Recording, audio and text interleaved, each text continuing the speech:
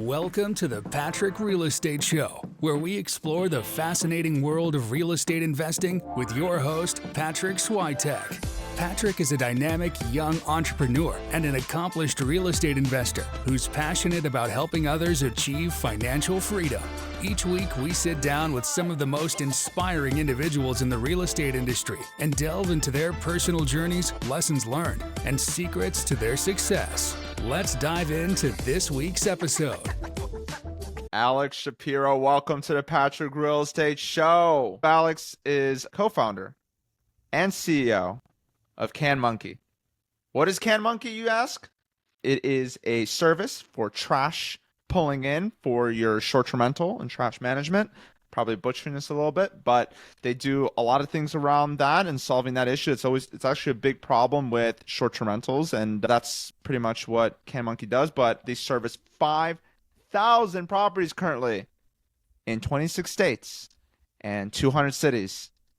He told me that right before the show. So these are updated numbers. But without further ado, we bumped into each other a few times at conferences. Always a pleasure to talk to him. Really nice guy. And just happy to hop on and chit chat a little bit. But Alex, without further ado, welcome to the show, man. Thank you, Patrick. I'm honored to be here, and it's great to talk to you and talk to your audience about CanMonkey. And yeah, you did a great job. We are a can-to-curb service provider. Perfect. You could have probably said a lot better. But yeah, let's talk about that. How did you land on even getting into this world, even getting into the short-term rental world in general? It was really an accident, and really by backwards. It was my business partner, because I am, like you said, co-founder. My business partner actually started CanMonkey, and the thought process was going after homeowners and subdivisions, mainly his subdivision. He lived in a nice area. He didn't like taking the cans to the curb. He saw some of his neighbors forgetting to take cans to the curb. He was thinking maybe he can get them to do it. Then he'd get his son to be the can runner. And that was like the thought process, and how he does everything is how he does all things. And so he got a website and got a car, like really took it like started as like a real business. And after the first year, didn't really take off like he thought maybe it would. It was such a new concept of going after homeowners and saying, hey, do you want us to take your cans to the curb? Something that people have done their whole life.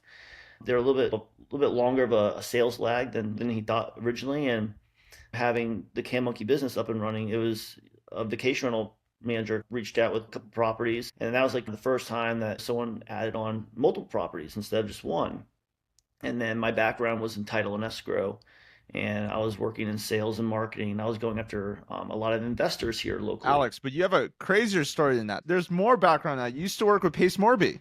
In title and escrow, yes. So exactly. So that's who so Pace was one of my investor clients. And I got really lucky that in Scottsdale was a great market. Phoenix was a great market for a lot of investors that were here. So my background was working with people like Pace Morby, Carlos Reyes, Zach Keep, some big names here in the real estate industry. And I was helping with the title and escrow side. But from those connections, some of those individuals were converting their long-term rentals into short-term rentals. And at lunch one day with one of my clients, he was complaining about his trash cans. And I was like, oh my gosh, I know a guy that can help you with that. And that was my business partner, but not at the moment. So I went to my business partner now and said, hey, I think you're onto something, but I think you really need to go after these short-term rentals.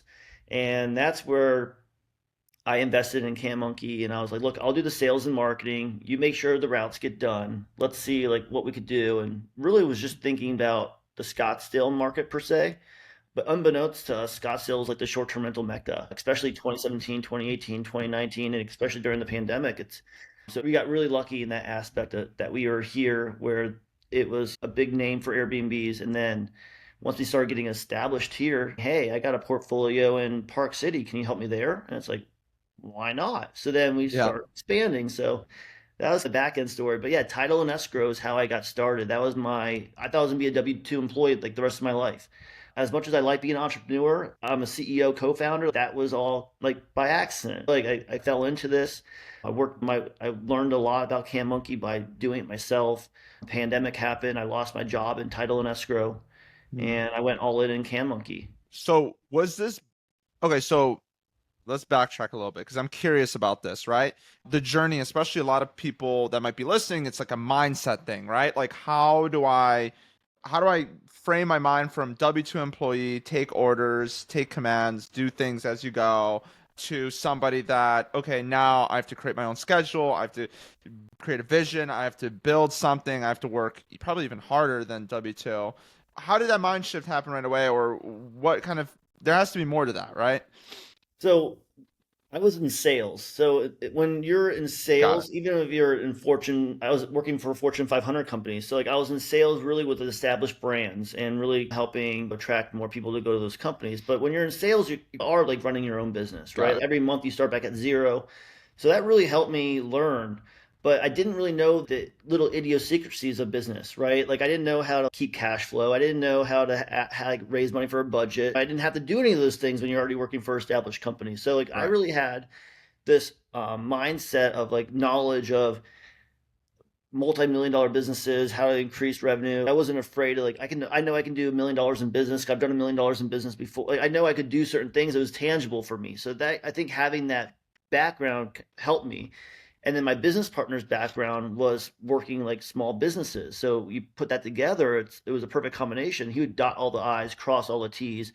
And then I was that delusionally optimistic sales marketing guy. Hey, I'll get the clients. I'll figure it out. Revenue covers all sins. So you have to have that, hustle mentality, which is that of sales. But then you also need to have that, counterbalance of, okay, we can't spend that much money because we didn't make that much money. To have the person that's, Hmm. dotting the I's, crossing the T's. And so you need a little bit of both of those. So the switch, though, honestly, like if the pandemic didn't happen, it would never. I'm not saying CanMonkey wouldn't be where it's at now, but I wouldn't have been all in on CanMonkey.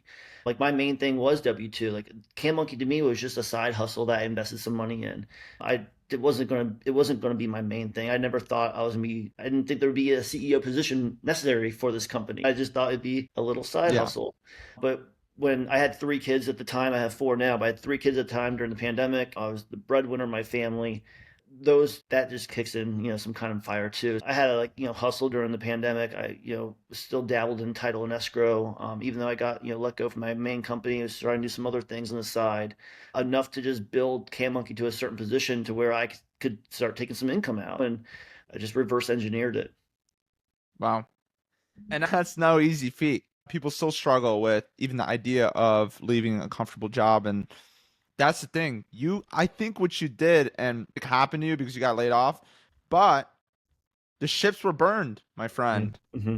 You arrived and the ships were burned. There's no way to retreat. You have to make it happen. And then you also have a family to take care of. I'm sure that I don't have a family, but I'm sure that definitely lights a fire up on your butt. Like that has to.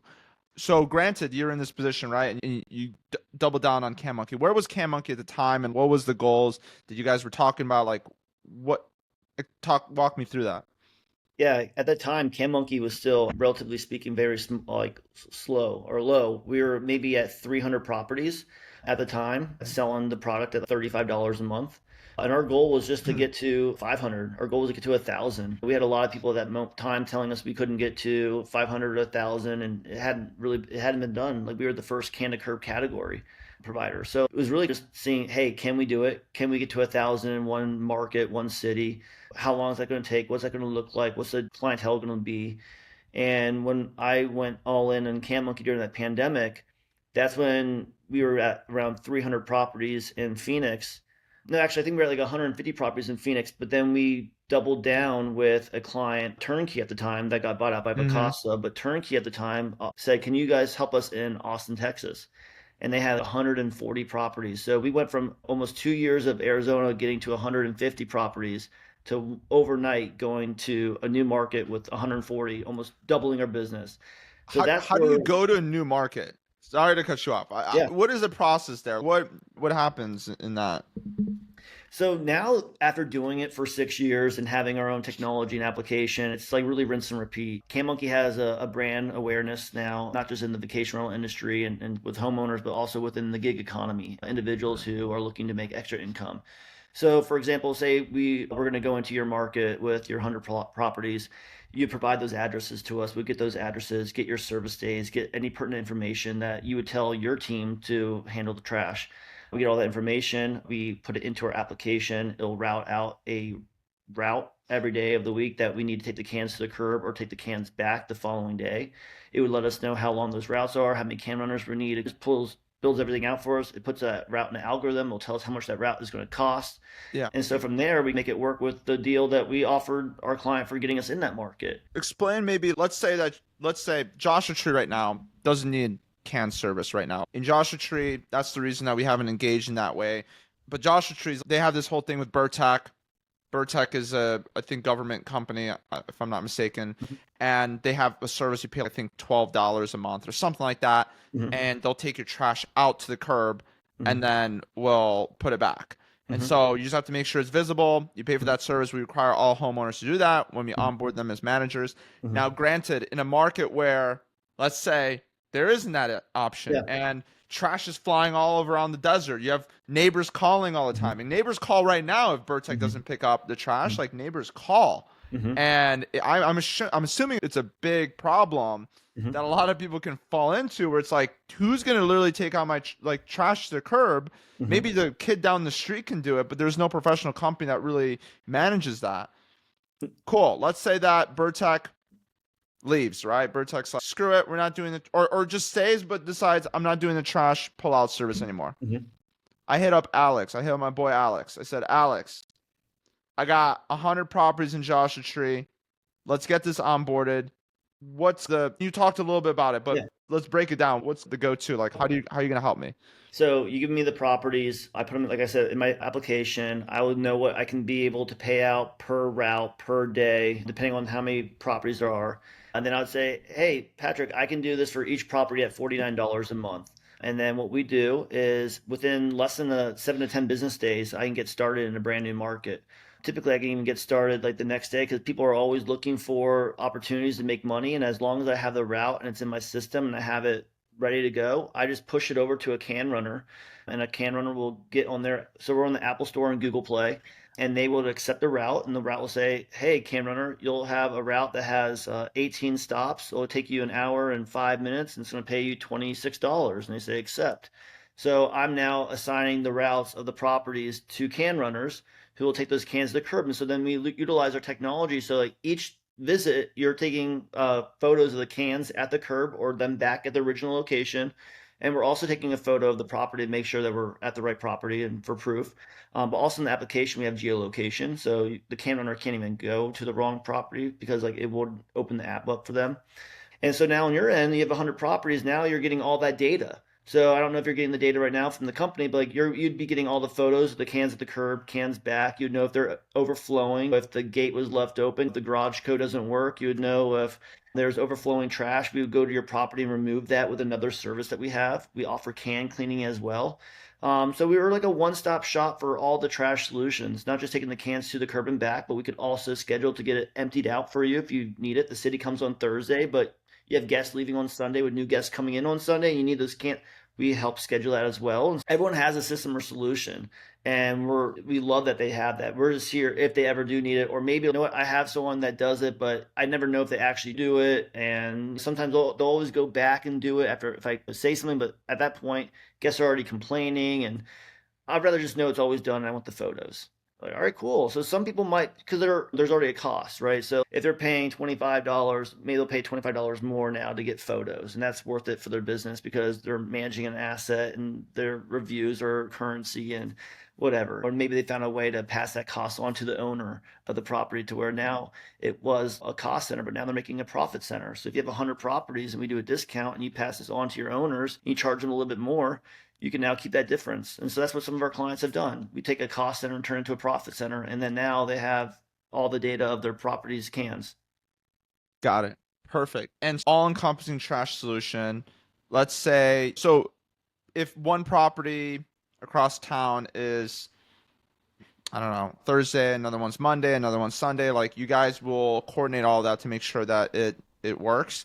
And do you guys have the technology does it itself? Is it the technology, or are there people that work on the team that make that happen? We have 7 full-time employees that work in the office managing, I think we had 200 routes yesterday alone, managing 900 routes a week across the 26 states, 200 cities. We couldn't manage it all. We really rely on the technology and the application that we built, and everything we built was specifically for us. I mean, we hand built this. My CTO, who built the application, is here locally. We meet every Thursday. The the market managers that are managing their markets were can runners originally here in Phoenix, so they understand the little idiosyncrasies that go on into the routes. It's built out in the way that if you send me your property addresses in an Excel file with service days and all the information, we put that information into our app, and then it will take those properties, the service days. So if your trash is Thursday, recycling is Monday, it's going to now tell me I got to go Sunday, Monday, Wednesday, Thursday. It's going to put all the properties that are near each other, close together. It's going to make each route optimized. And then what the best part is, so say I have your 100, but then I start growing out to maybe the nearest neighbors. I add on neighbors. I add on some other people that have smaller portfolios, and then you start adding them on. Now I start filling up more properties next to the properties I already have, and that route gets even more condensed, more condensed. So I'm not just going into a new market with just that one client. Once I'm in that market, then I start doing my marketing, my sales, reaching out to the nearest neighbors. And those are things now that we are turning into a gamifying our company to where what is the best marketing tactic now? Like we had never done that before. Our main business has always been going after the vacation rentals because it was what helped us get the ball moving, get the momentum. Although we go after vacation rentals, our portfolio of those 5,000 properties are like 75, 76% short-term rentals, 24, 25% homeowners. So just over time of servicing your property 4 times, 16 times a month, a neighbor now will see us going to a property and be like, who's taking their can? They start getting curious and they start Googling it and they find CanMonkey and they sign up. And it's really cool to see the transition of people laughing at the service, saying that's a stupid idea and that's for lazy people, to now where people are just seeing it and saying, wow, I need that too. And it's not for the lazy. It's for business owners. It's for elderly, the disabled. It's for busy individuals who, are at home but just need help. Those that have landscapers and a pool person will have CanMonkey. People who use Uber Eats and Grub, it's in that world of do it for me, I need help, time is valuable. And also if you live in an HOA or cities with strict regulations or neighbors that maybe don't want to see your trash can, it's nice just knowing that's taken care of for you. Yeah. And look, people thought Uber Eats was stupid. And everyone's Uber eating everything. Aren't you lazy because you Uber eat stuff? Sometimes having to go out there or drive to the store 15 minutes, wait for the food, drive back another 15, 30 minutes, 45 minutes. At that point, you missed 45 minutes. That could be you on a call with a client or whatever, right? Like you're into something, right? So time is money. And is it worth that $10 fee you pay or whatever? That's up to the eye of the beholder. But I think everything in a business should be operationalized, and you should think about things as offloading as much as possible so that there's less chaos and more streamlined operations. So from a streamlined operation standpoint, it's definitely a lot better. Yeah, 100%, man. Any challenges with trash? Like you're dealing with trash, right? At the end of the day, you're dealing with trash. A lot of people are like, at least growing up, there's always a saying that people would say, oh, if you don't do well in school, you're going to become either flip burgers at McDonald's or take out people's trash. True. And you're doing that, Alex. You are the person that a lot of people would make fun of. Hey, you're going to be a trash man if you don't do well in school. And Alex, you're the trash man. I think you're doing pretty well for yourself there. And yeah. It's funny because this has never been anything remotely like, I'm not a software guy. I'm not a logistical guy. I'm not a technology guy. At the end of the day, I'm just like a hustler. I just I like to help people, and I like solving problems. And that's one thing about CanMonkey is that there's nothing sexy about trash. And at the end of the day, it is what it is. But what's cool about it is that everyone has trash. Something that everyone's always going to have a problem or needs some solution with it in some regards. And now with CanMonkey, it's turning into its own category to where now people are seeing it as exactly what you were just saying before. Like we're living this life now where time is valuable and people are looking for help. But yeah, I definitely was not thinking I was being in the trash industry. And even now, it's really like some of the hurdles that we've had have been, the market has its own little idiosyncrasies. Austin, Texas has recycling every other Wednesday or every other week.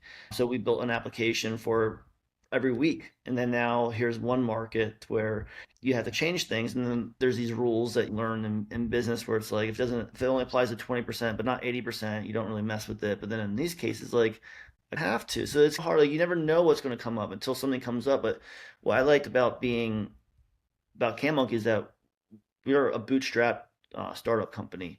Everything that we've done has been through like my business partner and I, and then like other partners that have come on to help us get to where we're at right now.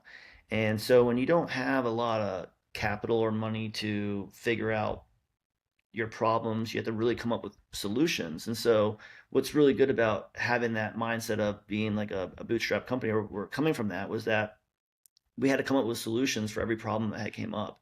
And so when you figure out that solution for that problem, you're able to replicate it down the road when something else comes up. So like now, seeing like all these different markets that we're in, and seeing all these different like issues that come up, I'm not going to say there's never going to be another problem that comes up but so far we've solved a lot of them that came up. So now when we go to a new market and something comes up, it's, oh, hey, that's how we handled that market in Memphis. Let's do that in this market. Oh, this one has every other trash week. That's perfect. We'll do that like we did in Austin. So now that we have those SOPs or those things in place, we're able just to duplicate it. You're not really recreating the wheel. That makes sense. So cool. Let's break it down. What are the services you guys offer? So CanMonkey is our bread and butter. CanMonkey can to curb, or we're taking your Can to properties curb. can Got it. to the That's curb day one before pickup. Yeah, so can to curb is our bread and butter. That's the properties that we have over 5,000 actively servicing right now, taking cans to the curb. Within the CanMonkey, we have another service where it's the on-demand trash removal or scheduled trash removal. Some markets have bears and rodents, and sometimes they can't leave them at the curb, so they want another trash pickup just like the city would. So it's a different pricing than our can to curb, but we offer that solution as well. Or if you just call as an emergency and, hey, guests are saying the trash cans are overflowing, can you come help? What we do is we partner with local vendors, each one of our markets. So we really are empowering small business owners, whether they're in the gig economy or local junk companies, where we're leveraging our portfolio of properties and saying, hey, we're going to need your help, whether a client needs you or we need you because we made a mistake. So we ensure your cans will always be empty, whether the city empties them out for you, or if we make a mistake, we're sending an on-demand trash removal out there and emptying your cans. So your cans will always be emptied every week. And so that's how that started. Having that extra service for the on demand was really for like our insurance policy. And then as we learned, trash was a big deal. It's not like you were, or we were like you, where we had 100 properties and got to see all these issues and then know how to solve it. We fell into it. And then Patrick would say, hey, can you help me with, I got a bunch of boxes in the garage. Can you help me remove all these boxes? Oh, sure. You need that? Oh, yeah. I need that for every single property I furnish. We can help you with that. All right, I'm going to have it for a month. Awesome. So, okay, guys, let's create this now, because if Patrick needs this, I bet other people need this now. So we just learn from our clients, and when our clients would ask us something that was bizarre or weird, it's, wait, maybe that's something that is needed in this. So we would just learn and then implement and then add. So can cleaning was another thing that we were asked by a lot of clients. Hey, like my cans stink. Can you help me clean the cans? Sure. What would you want to pay for that? I'd like to pay this. Okay, let's get this going. I bet other people would need it. So now we have hundreds of people. So like we try this thing out, and the cool thing still is Phoenix is our biggest market. We've been here for 6 years. We're here locally. So we get to do a lot of like beta tests here, and it's like our incubator. And if it works out well here and we see how we're able to do it, then we take it to the other markets. Just like on demand now is in every market. Can cleaning is now going into other markets. We have Pool Monkey here, so we help with pool cleaning. We have barbecue cleaning. We done inspections for clients. Like I said, like if a client reaches out and says, "Hey, I need help with," we'll say, "Okay, great. How many properties do you have? How often do you need this? What's your budget?" And yes, we started off as a can to curb service provider, but now what CanMonkey is, we're a logistical technology company. I'm able to optimize routes. I'm able to optimize my can runners. So now if you're saying, hey, I got 100 properties, I don't need you for trash, but hey, I could use you for inspections. How could you help me with inspections? Post inspections, pre-inspections.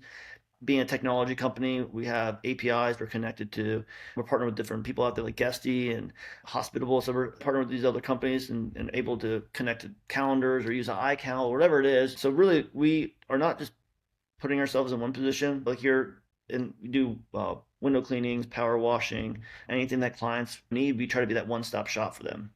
That's awesome. So you guys are technology backed. I was thinking in my head, okay, if you're doing these routes, like you might as well just do like pool cleaning. I was thinking in my head, like pool cleaning and or being a pool guy and just maintaining the pool at that point. But then that obviously has an additional skill set attached to it. Technology, though, the logistics aspect of it is really interesting. It's managing boots on the ground teams. Like that's the technology, and you're niched down pretty well. But maybe down the road you can, I don't know, license the software out to people that want to use it for other things. So there's really cool vertical there. You got planned. Yeah, that's already been in talks. We get hit up 3 to 5 times a day about people asking about franchising, or we've been hit up. People want to license this in Australia, New Zealand, UK, Canada. So it's really cool to know that we haven't even started. Like we're just getting started, Just get started. Love it. As much as I feel like we've grown so much over 6 years, I feel like it's going to be like exponential growth now as we grow because the brand is out there. Every time we get reached out, it's either like someone needing the can to curb service, someone wanting to perform the can to curb service, being a can runner, or someone wanting to buy in or be a franchise owner or be an investor with us or something along those lines. And so it's a really humbling experience. It's really cool to know that in the beginning people were not making fun. Oh, cool idea. And then now there's like light at the end of the tunnel. You're not crazy anymore. And don't you love when that happens? When you're just finally not crazy anymore? It's definitely because like you always knew that you weren't crazy, but you had to just go along with it a little bit. Alex, we're crazy, man. We're just a little crazy. At least I am. I call it delusionally optimistic. So we knew it was going to happen the whole time. Like I knew I was going to be able to do this, but now doing it is still I pinch myself every morning, and still like, I'm not like extremely content. But I'm not like, or I'm grateful, but I'm not content. But every top of the mountaintop is the next beginning of the next mountaintop. So we have big goals still the rest of this year, but no, I appreciate all like opportunities that we get to be able to talk about CanMonkey, like sitting here with you on your show, talking about CanMonkey, and just even talking about past the growth of it helps me like go back in those moments and appreciate it because sometimes you forget or you just are stuck in like the day-to-day stuff. Yep, just hit the goal, and you always think that moment when you hit that goal is going to be so big, and as you're gonna just, I don't know, freaking celebrate and you've made it, but then you hit that moment, you're like, all right, what's next? Like it's just it doesn't feel as euphoric as you think, and so it's interesting looking back at stuff. One last thing I wanted to ask. I mean, you're dealing with, look, I deal with 100 properties and I have stories every single day of crazy stuff that happens, really interesting stuff, hard problems I'm solving all day. And I get some really interesting stories out of it.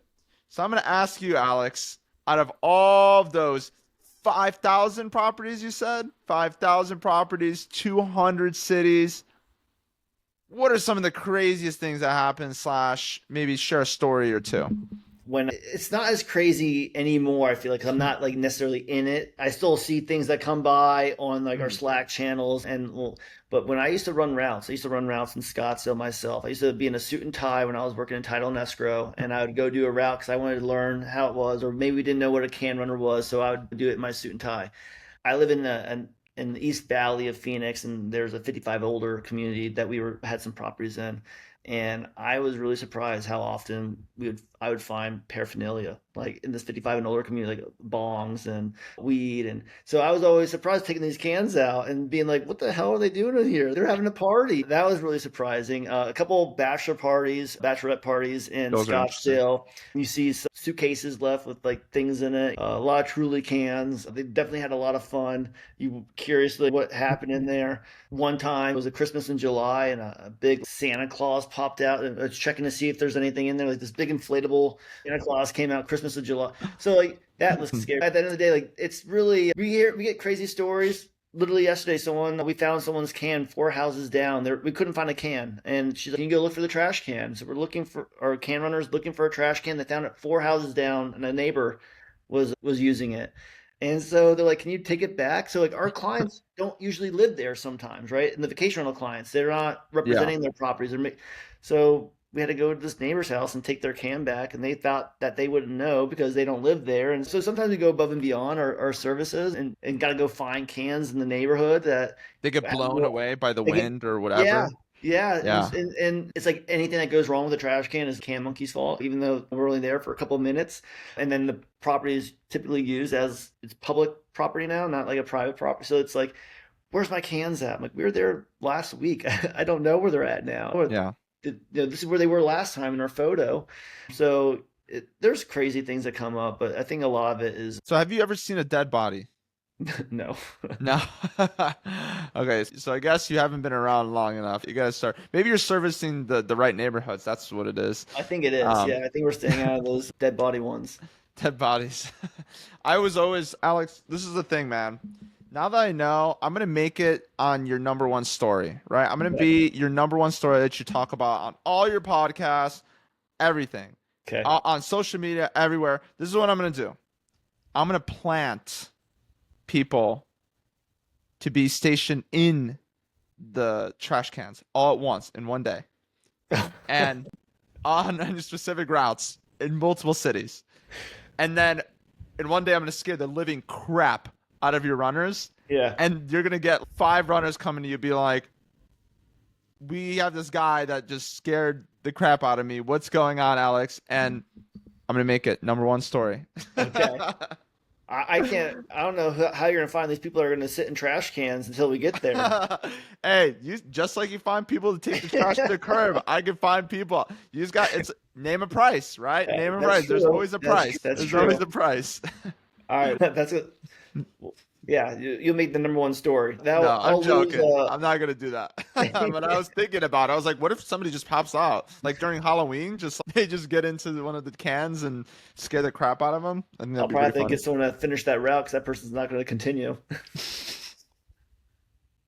In a Sasquatch costume or Yeah, something crazy. or like a monkey suit, just they pop it out. Like, Yeah, gotcha. yeah. Like the Scream or I don't know, some murder or something. I don't know. People scare the crap out of them.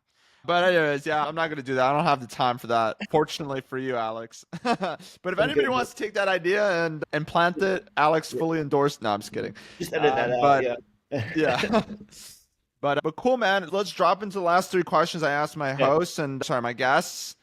And we'll take it from there. So number 1, what book or educational resource truly helped you to get to where you are? I can't think of Jocko Wilkins. It's Jocko Wilkins. It's 100%. It's like a extreme ownership. Extreme, that's a good one. Yeah, so I couldn't think of his name. I was thinking of David Goggins. Yeah, extreme ownership. And what I really liked about that one, it was a lot of good stories just about like him and like in his time in the military. But what I liked about it is that when he says that basically if every situation that you're in, if you can look at it as 50% your fault, you can look at it as in a clearer way. And I don't remember the whole book, but I remember that part, and that's something that I still, take ownership in everything, especially running a business. It's no one's fault. I always take blame. I could maybe have told someone more. I could have maybe gave better instructions. What could I have done to maybe eliminate this happening again in the future? So I've listened to a lot of books, but that's the one thing that I really feel like has really helped me get to the point where I'm at now, because it's easy to say, especially when building a company and you're doing something, then you hand off to someone else, and then it's easy to be like, "Oh, you messed it up." I didn't mess it up. It's easy just to. No one wants to work for someone like that, and no one wants to be around someone like that. Whether you're a husband or a brother or I a was gonna son, say that. As a husband, I feel like you'd be the best husband ever if you and embrace that's what that. I try to, even with my kids. I Yeah. don't like that's where it's not just for a business, but that's just how I look at everything. What could I have done better? And that's not saying like I need to do better. It's not saying like I failed or anything. It's just like when a situation like that comes up where I was maybe in my younger Mhm. days quicker to point fingers, it's just like, all right. So that's something that I really feel has really helped me with my internal team, and just being able to keep a small internal team and still have over 2,400 individual clients that represent those 5,000 properties. It's like we have a lot of clients that are paying every month. So I think that's something that definitely has helped. I love it. So what does the future hold for Alex? CanMonkey. What's going on? Where does the future go for you personally, for the company? What are y'all up to? So like I was saying earlier, like I always knew we'd hit 5,000, but that was like always light years away. Now the goal is 10,000. We were entertained a lot earlier this year with VCs and private equity firms and even got a couple offers, and that was awesome. And that really helped us even look at our business in a new way. When you're growing a business for yourself, you're not really looking at certain KPIs or looking at certain data. And then when people are like interested in your company, they're looking for certain things. And so we had to figure out these numbers and we had to figure out this data, and we really found out more about our company and really realized we had a really good company. And I'm not saying that we're not in a position to like sell or anything, but like at the same time, I think we understand what we have now. I think we understand like what we built. Not that we didn't before, but we really have a really good runway. We really have a rocket ship, and we're getting the fuel added in there. And the goal is to have 100,000 properties. Ultimately, the next goal will be 10,000. Then my goal is to have 100,000. I believe in the next 5 to 10 years, we'll switch over from the 75% vacation, 25% homeowners to 75% homeowners, 25% vacation. Maybe not necessarily, maybe 60-40, but we're going to go after, we're already getting a lot more homeowners. I think that initially what was the issue for tapping into that market was that it was a new service, but now there's other people providing this service across the country. People have seen CanMonkey do it. Other people are doing it. I love that. Our biggest issue was that CanMonkey, that no one knew that our service existed, and we were always the first, and expectations are high for the first. So I would rather be the second and come in there and save the day and show all the stuff that you get now with our price. And so that's been really cool now when we got into new markets and taken over, or not being the first has been a good change. But yeah, 100,000 properties is the goal right now. There you go. I love that. Big goals, big dreams, man. That's what I love about you, man. Big dreams. Cool. Last thing, man. How can people reach you? How can people get in touch with Alex Shapiro? I'm big on LinkedIn, K.Alexander Shapiro on LinkedIn. Follow me on LinkedIn. My email is alex@canmonkey.com. Go to canmonkey.com, reach out to us, see if we're in a market that you're in, or maybe have a property in. Would love to give you guys an opportunity to give us an opportunity to help anyone out that maybe needs this service. Anyone listening to the Patrick Show, I'll offer a 30-day free service so you can try it out, see how it works for you. If you hate it, nothing lost. If you love it, then you automate trash day. Wait, 30, you said 30 days? This was not planned, by the way. So, nope. Alex, what do I have to say? What's the word? What's the key word? Patrick Podcast. Patrick. Just say, I listened to you on Patrick Show. I get no kickbacks, by the way, guys. This is just out there for y'all. So take it as you want it. Yeah, no, just put that out there. Yeah, anyone that is listening that want to try us out. I'm not even though I'm in sales and marketing, I feel like I'm not really selling anything. Even when I was in title and escrow, it's an ancillary fee. That's how I feel with CanMonkey. It's, look, if you need it, cool. Here it is. I'm not selling someone into it. I'm so confident in our service and our technology, and that if you even try it out for 30 days, you're not going to want to go back to what you were using before. So that's just something that now over time that we got to a point where our systems and processes are working. And especially if I'm adding on a property in a market that I'm already operational in, I already know I can do it. So I'm confident even more. Yeah, I think it wasn't planned, but no, I just want to get back to your audience, get back to you. So thank you for having me on here and talking about CanMonkey to your audience, and I really appreciate it. Awesome. Yeah, man. It's a great service. And appreciate you hopping on and sharing your story. And not only about CanMonkey and the services it provides, but your business. I feel like we tapped into what you're doing in business side. It's always interesting to me. So we veered that way. And yeah, appreciate you, man. Appreciate what you're doing for the community. And I'll see you at the next conference, I'm assuming. Probably. Yes. Yeah. Yes. So cool, man. Have a good one. All right. You too. Thank you, Patrick. And that's a wrap. Thank you for listening to the Patrick Real Estate Show. If you found this episode helpful, please give us a follow and leave us a 5-star review. Your support truly means a lot. And connect with Patrick in the show notes below. Until next time.